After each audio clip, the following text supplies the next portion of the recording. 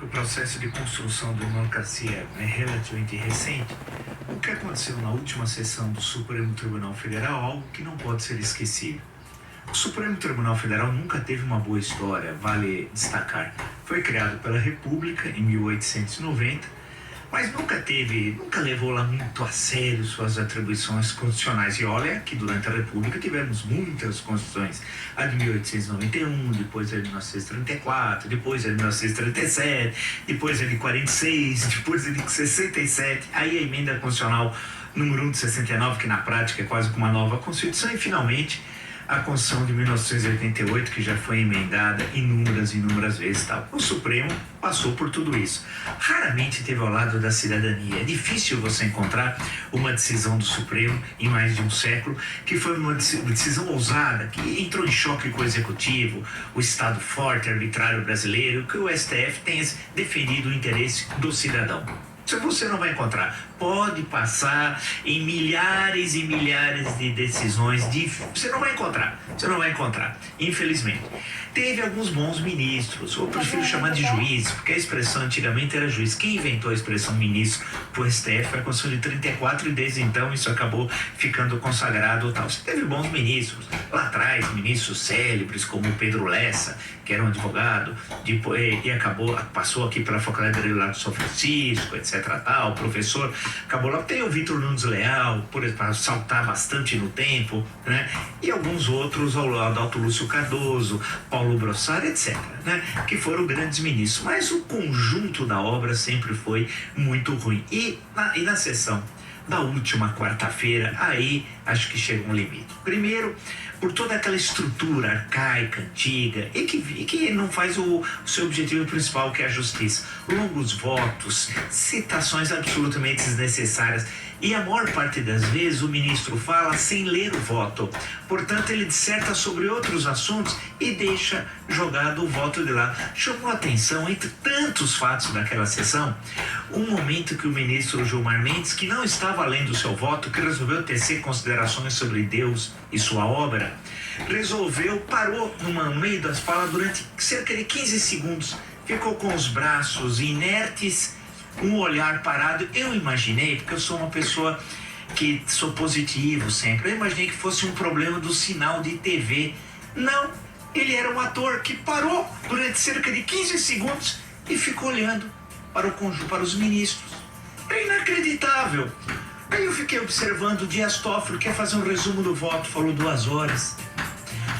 E eles falavam sobre tudo, davam risada, brincavam entre eles. Eu assistindo aquilo, falando, essa é a nossa Suprema Corte.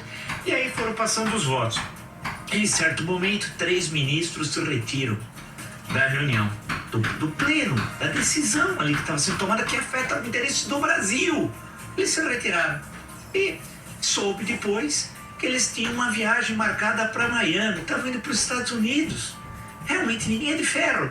3 foram vistos depois no aeroporto de Miami, dando gargalhadas os 3. Dias Toffoli, Gilmar Mendes, Luiz Roberto Barroso.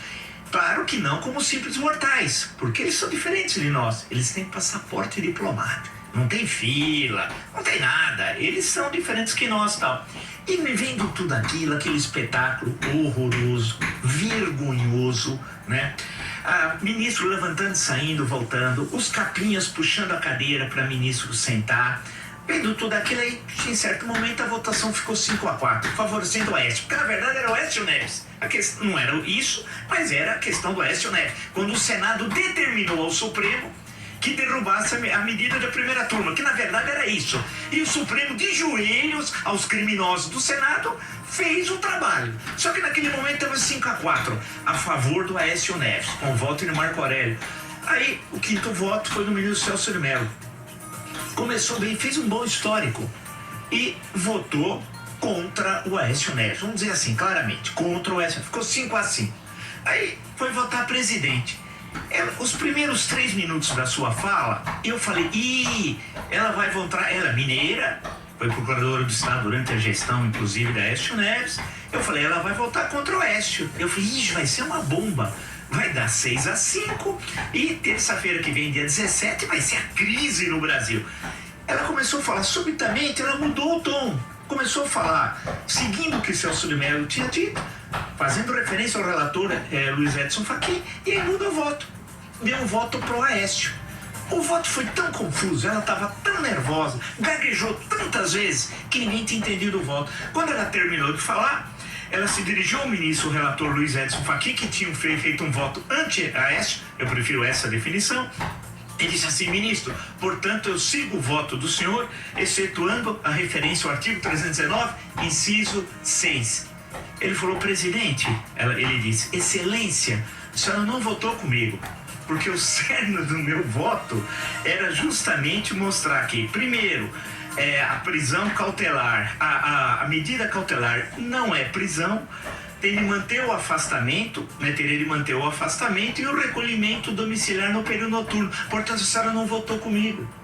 Aí ela ficou atônita. A presidente do Supremo Tribunal Federal falou: mas como? Não, a senhora não votou comigo. Portanto, o voto que a senhora está se referindo é o primeiro voto, que é quem abriu a divergência. Quem abriu a divergência? Ministro Alexandre de Moraes. Ou seja, o Fachin teve de explicar para ela que o voto dela não era a favor do relator, mas do voto divergente. A confusão se instalou.